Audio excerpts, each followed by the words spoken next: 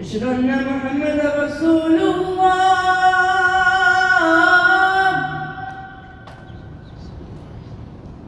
أشهد أن محمدا رسول الله.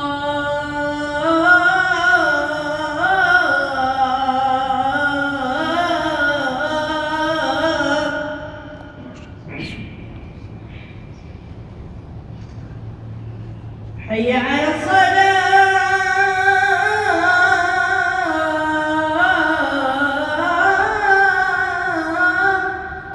اللهم لا حول ولا قوة إلا بالله. حي على الصلاة.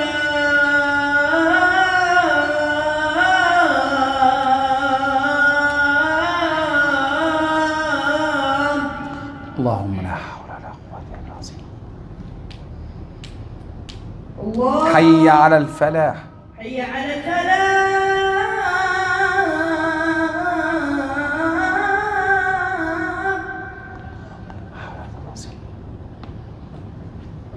حي على الفلاح.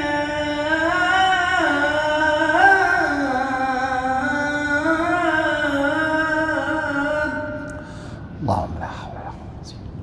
الله أكبر. الله أكبر. الله أكبر. الله أكبر. لا إله إلا الله. أحسنت. حقا لا إله إلا الله. أحسنت.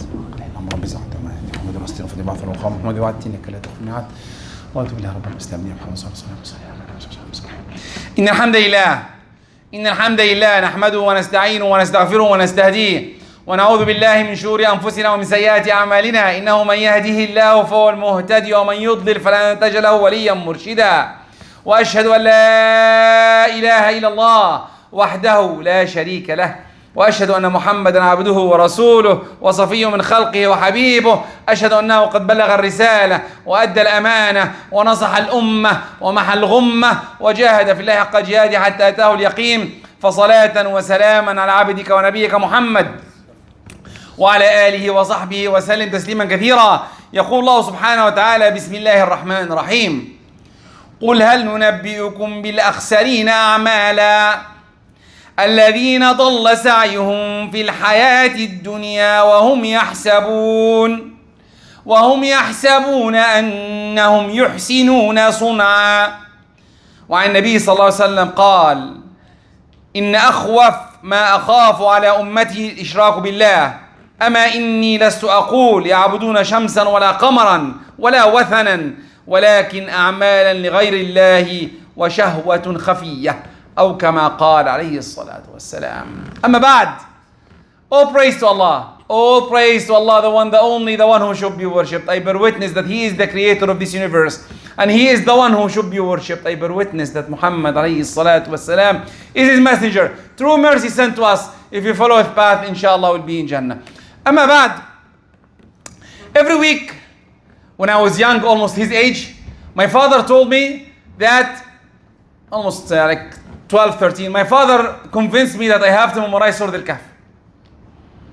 And I memorized it, alhamdulillah. And subhanallah, I read it every week. And always he debates with me that I read the Quran. What's the scariest ayah?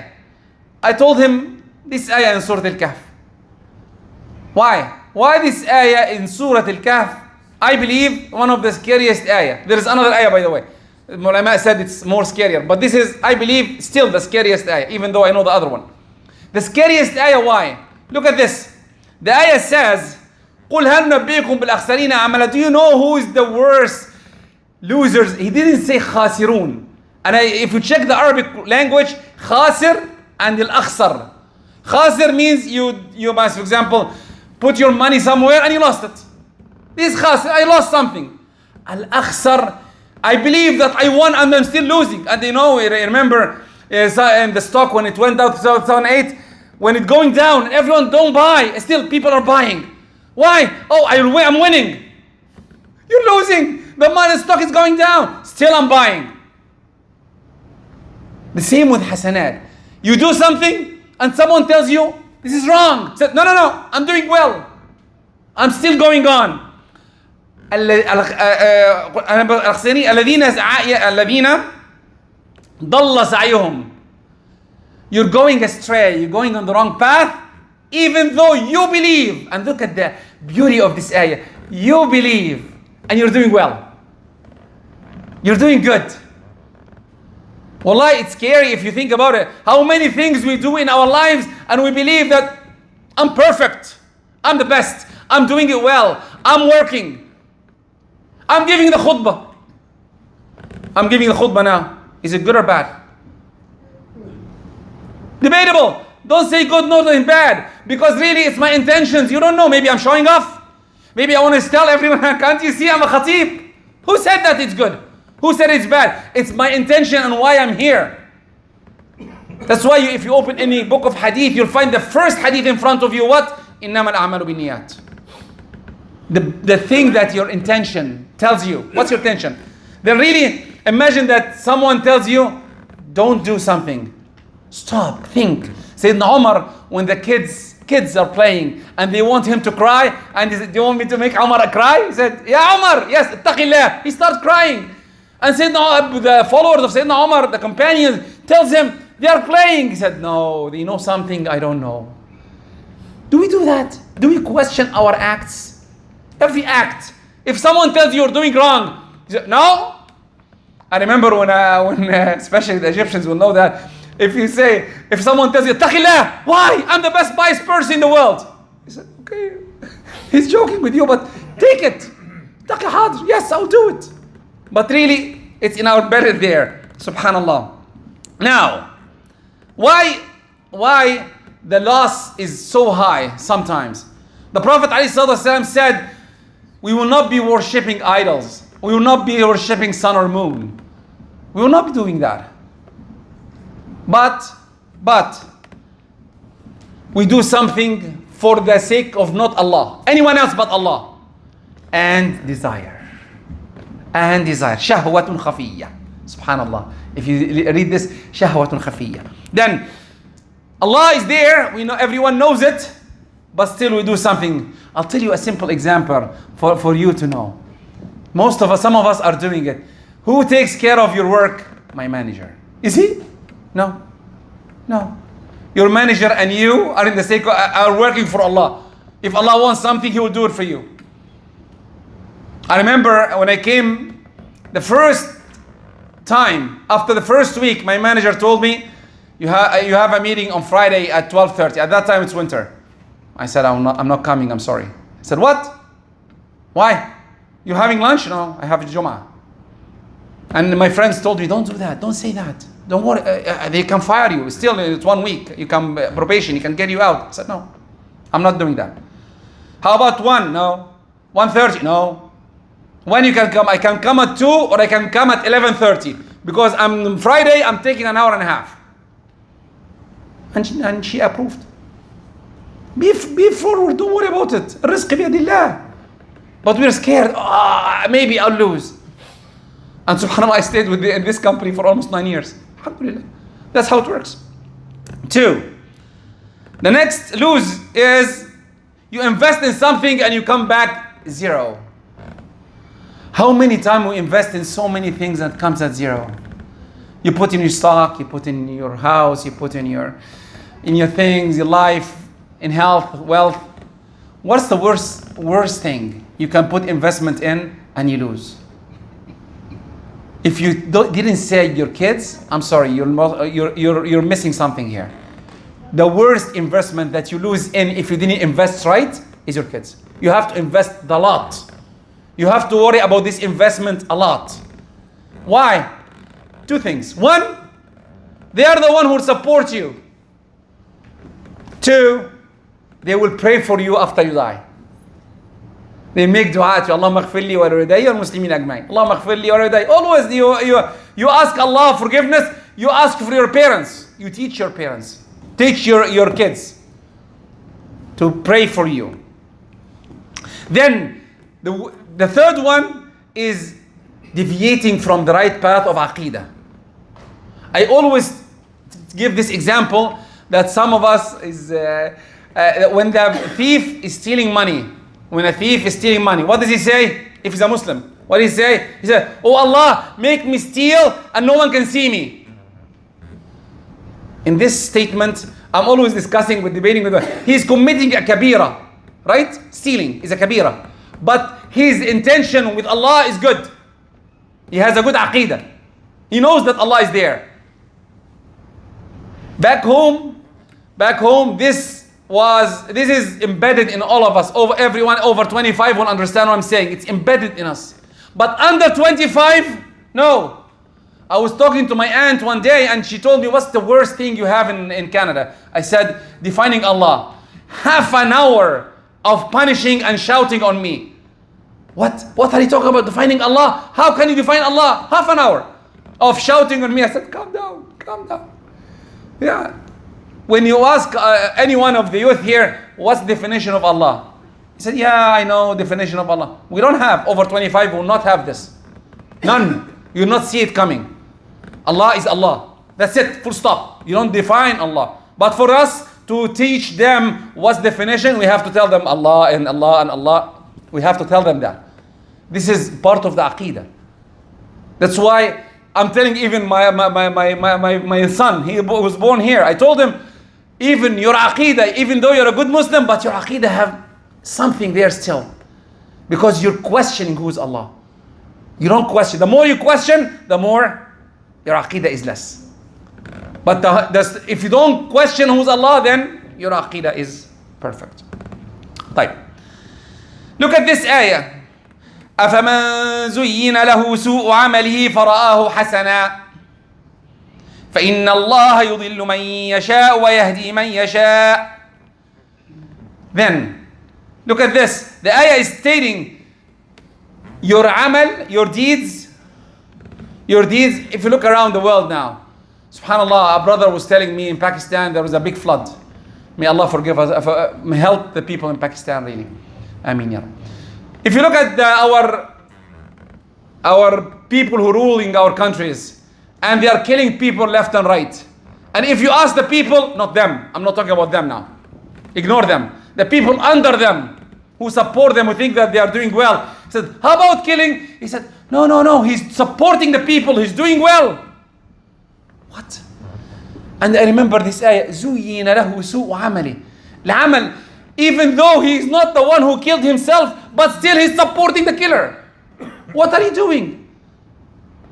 Even now, the fight, I was reading a fight between the Sayyidina Ali and Sayyidina Muawiyah, and I was talking even to my daughter about it from a couple of days ago, and she's telling me, oh, Muawiyah is wrong and Ali was right, and I said, calm down please, calm down. She took a course in Aqidah in the school. I told her, slow down, we were not there.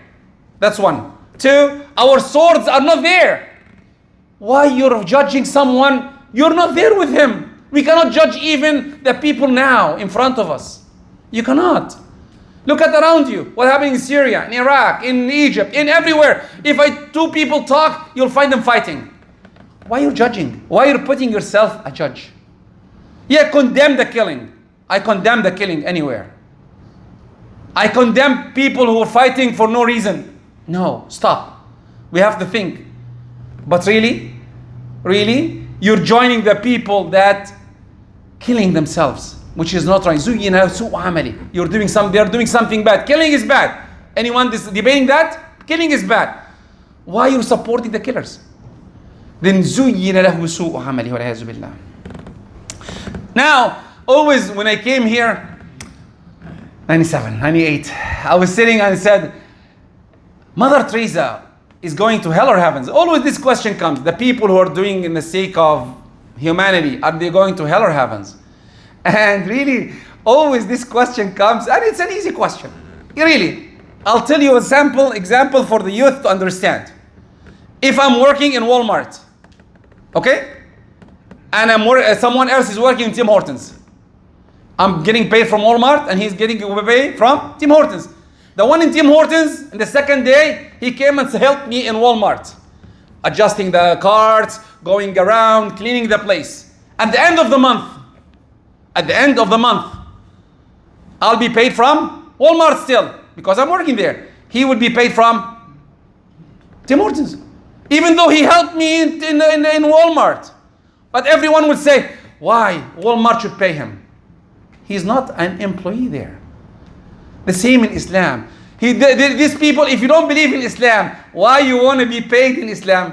They don't believe in it. They believe in whatever. I don't care. If they're doing good in humanity, humanity really glorified them. Humanity gave them a lot. Then really, don't say that. We believe that if you believe in Islam, you go to heavens. Our heavens. If you believe in humanity, they go to your heavens, which is whatever. If you believe in Jesus, you go to their heavens. It's whatever, I don't care. Everyone will go to what he believes in. I hope this is clear. And then don't fight on that. Because someone will say, no, they're good. They did well in everywhere. I believe you. I believe you. What's their intentions? Slowly, what's their intentions? They believe that Allah is the one who is rewarding? No. Then, okay. Whatever they believe in, they can go to. And then the Quran said, لَذَهَبَ كُلُّ إِلَهِ بِمَا خَلَقَ. Every ilah will take his people. Simple. Don't fight on something that you don't need to. Then, subhanallah, again, I'm emphasizing about sometimes when someone tells you, if I ask any one of you here, why you're coming to Jum'ah prayer? And the youth, my father waked me up. My brother told me that I have to come. No, I don't want this. I want your intention to say, I'm coming because Allah wrote it on me. It's a mandatory on men to come to Jum'ah prayer. It's mandatory. You cannot run away from. If you miss it for 2 times, the third one, you'll be written bad thing. Really, 3 times. If you miss the Jum'ah, you are in trouble. And really, you have to work hard. Even now, school is coming for the youth. School is coming. I'm telling every one of you, you can pray Jum'ah in the school. You don't have 5 minutes. Jum'ah takes 5 minutes. 5 minutes. Alhamdulillah. Salatu salam ala Rasulillah. You read an ayah, any ayah you want. You describe the ayah, sit, stand. Alhamdulillah. Salatu salam ala Rasulillah. Aqim as-salah. Jum'ah ended. And 2 rak'ah, pray 2 rak'ah. Simple. Simple, I can write it down for you. Everyone, even in grade 4, grade 3, grade 5, do it. Start it. Imagine if you started in school and everyone followed you. You will take hasanat even though you left the school. You leave the school, still people are giving you hasanat because you are the one who initiated. Allah subhanahu wa ta'ala, as-sabiqun, as-sabiqun. The first ones. The first one who raised. How about the girls? They say, girls, we don't have to pray. No. Motivate gentlemen there in school. If you see Muhammad, Ahmad, Hassan, why you're not praying? Motivate them. If your daughter is a good Muslim, tell her, go and motivate all the men and try to make it. 5 minutes. 5 minutes, I swear, 5 minutes with the 2 rak'ah. 5 minutes, everything, Jum'ah is ended. But where in school? Anywhere. Under the stairs. Outside, if it's sunny or it's nice. Anywhere in the school. Go to the principal and ask him, I want a space for people to pray. You can do that. It's very simple to do and it's a good intention. Back again to the khutbah. Remember that everything is intention. You have to work hard to clarify and purify your intention so that Allah will accept it, so that at the end you will see the rewards. When we meet Allah, أقول قولي هذا وأستغفر الله لكم فاستغفروا يا فوز المستغفرين. اللهم اغفر لنا واسرف لنا في امرنا وتوفنا صالحين اللهم ارحمنا اللهم اغفر لنا وفاتنا إن الحمد لله نحمده ونستعينه ونستغفره ونستهديه ونعوذ بالله من شرور أنفسنا ومن سيئات أعمالنا. أما بعد. Quran is a book of life. It's not a book that we put it there and make sure there is no dust on it. No. You have to open it and read it. Some of the youth will tell me, or some of the adults even will tell me, I don't have time. Sorry, I don't have time. I don't have time to read the Quran. I'm working, I'm preparing food, I'm preparing whatever, I'm sleeping. Okay, no problem. Are you praying? Yes, I'm praying. Alhamdulillah, I'm good. Alhamdulillah. Hold the mushaf and read it. It's that simple. In the prayer, get the mushaf, read. You're reading the Quran, Qul Huwallahu Ahad even, right? You have to read at least one surah in the. You have 17 rak'ah a day. Get the mushaf and read. It's that simple. If you're praying sunnah, get the mushaf and read. Any sunnah, any day, part of day or night. By the way, there is 17 rak'ah fard. You have to do it per day. 2 subh, 4 dhuhr, 4 asr, 3 maghrib, 4 isha. And 12 rak'ah sunnah if you want to do it. It's not mandatory. But what's the reward of that? A house in Jannah. A house in Jannah. If you want to build a house every day in Jannah, every day, you can just pray 12 rak'ah a day. That's it. Any 12 rak'ah a day. Very simple. You don't have to do it one shot. You don't have to do 2, 4, whatever. But after each rak'ah you can do 2. This is 10 already. 10. And you play what? 3? It's 13. Or you play 2 and 2 and 2 before. It's dhuhr. Whatever. Create 12. If it's hard, don't do it. Commit to fard, inshallah. When you read the Quran, you have to reflect. Reflect. Why to reflect? To know what Allah wants from us. This is what Allah wants from us. Everything Allah wants from us is from that Quran. And from the understanding of the Prophet alayhi salatu wasalam. The dunya, which we live in, one day, one of the non-believer met Imam Abu Hanifa, as far as I remember. And Abu Hanifa used to wear good clothes.